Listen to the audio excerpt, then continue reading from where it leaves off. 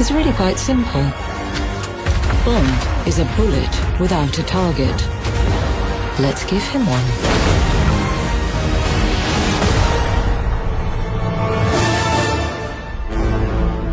Numbers can be important. Teraflops, resolution, frame rates, but few numbers are as big, famous and enduring as 007. Back with the reboot and change of face in IO Interactive's new game, 007 First Light. And thanks to an extended gameplay reveal this week at PlayStation State of Play, we have a preview of how the younger Bond lives up to the legacy. Bond. James Bond. Now, right from the opening moments, it's clear from the team's internal proprietary Glacier engine is at the heart of the game, building on the back of the long-running Hitman games, which never shied away from its Bond-esque muse. This is more action-orientated for sure, mixing stealth, beautiful scenic locales, fast cars, and late-flight check-ins, all of which increase the demands on the engine and hardware running it. From the off, performance may surprise, coming off the back of their 2021 Hitman 3 game, which ran at 60 FPS on current and last generation consoles. Instead, in this preview code at least, they target a 30 FPS rate throughout all the action and real-time cinematics. Visually, the models, density, animation, melee, materials, lighting and physics are very impressive, and a step up over their last Hitman titles. The engine was one, if not the first, to introduce cloth and ragdoll physics, locomotion and animation via inverse kinematics back in 2000. This has remained a key pillar in their games and engine ever since, which is ramped up considerably here with a vast selection of destruction, combat, driving and traversal that clearly stresses the engine and PS5 that all this gameplay is running on, although it also launches on PC, Xbox Series X and S and Switch 2 in March 2026.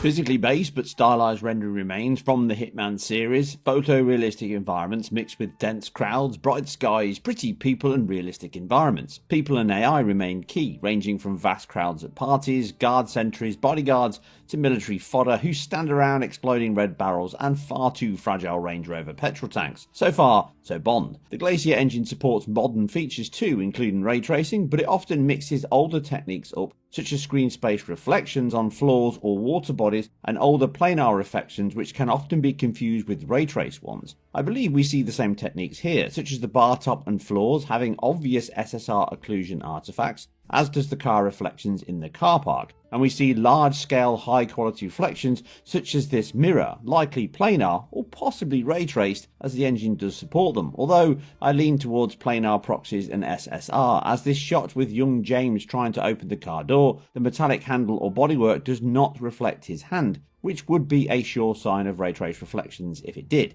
It may be that this work in progress build is balancing what surfaces and materials use ray tracing, if at all, but the visual style, density and destructibility stands out as a clear step up. We do see level of detail switches, shadow cascades drawing in, popping, and other signals this is genuine PlayStation 5 real-time gameplay. The blends are often very good, and the fast car chase sequence stresses those streaming areas very hard, and mixed with extensive physics destruction system does show key areas the team are likely working on during the next 7 months or so, which manifest as performance issues.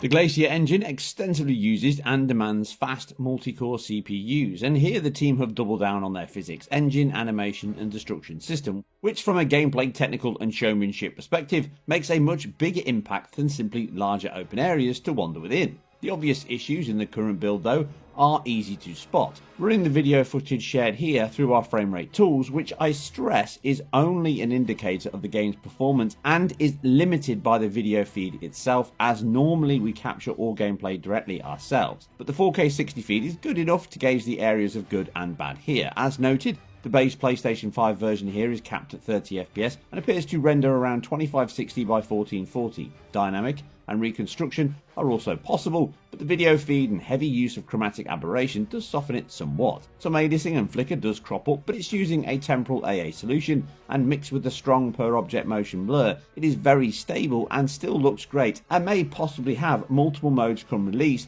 as we've seen often this gen, including the Xbox One X and PS4 Pro versions of Hitman 3.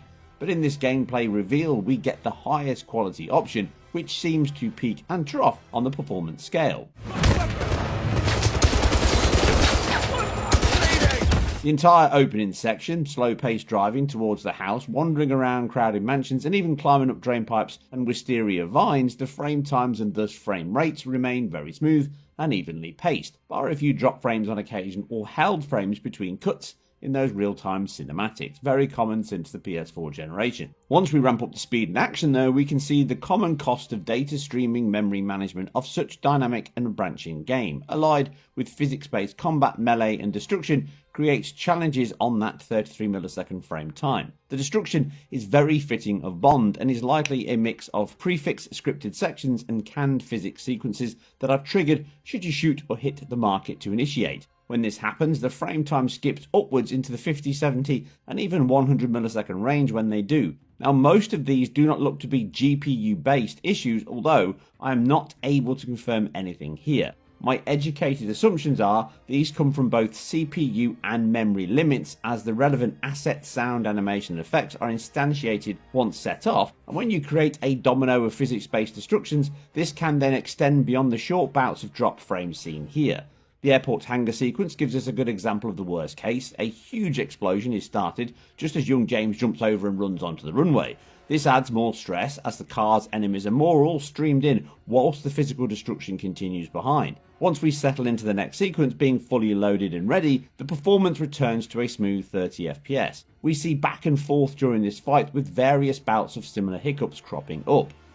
The worst case is once Bond gets aboard and commences his luggage inspection, the combination of multiple AI, state models, full physics-based scenery as the plane rocks left to right, all this creates a pinch point for GPU, CPU loads and memory access and bandwidth, and more. And we appear to be fully bound here with a likely double buffered frame rate giving us prolonged periods into the high teens. This continues throughout the entire battle with only a few areas of increased or reduced load as we stream into the next section or dispatch a portion of baddies. Again, this is perfectly normal at this stage in the development cycle with such a long period of optimization and balancing still to come, but does present a clear big challenge from the engine team to streamline the contention here. Once we move into the real-time cutscenes at the end, we again have a smooth 33 millisecond frame time. Further quick cuts at the end of the gameplay sequence show the same bottlenecks and causes as discussed, but again, will be a focus on the team's triage list, I'm sure. Now of note in the gameplay was this section that appears to be using frame interpolation, suggesting FSR3 or such to target a 60 FPS performance mode maybe, which helps when CPU limited, which we appear to see here, and it may even be an editing error on the footage. I must also applaud them for wanting to show off their vision and quality here with a sequence that could have been pre-recorded and smoothed out as a vertical slice demo for this session. And the amount going on is both impressive, chaotic and fully dynamic and physics-based, which I hope continues to become a bigger thing moving forward for all games. For a first look, the gameplay I.O. showed off gave a flavour of the Hitman that still beats within, but also the expansion they have taken with the Bond franchise and thus design. Sure, we can look at the performance levels at their worst and worry, but that would miss the quality, passion and effort on show here. The team has many months and options to iron out these issues. A small reduction in geometry, moving some physics or AI over to the GPU, gaining back memory space to aid all these worst case moments. The options and methods are vast, and I have confidence the team have many answers. Between now and March 2026, the team will have made huge strides here, I'm sure, and we will certainly see more of the game ahead of its launch. We can easily focus on the areas for improvement, but the bigger risk would be for the team to scale back their ambition, reduce the destruction and dynamism for a smoother but more sterile game. And we all know, James Bond is many things, but sterile and boring isn't one of them. Hold on.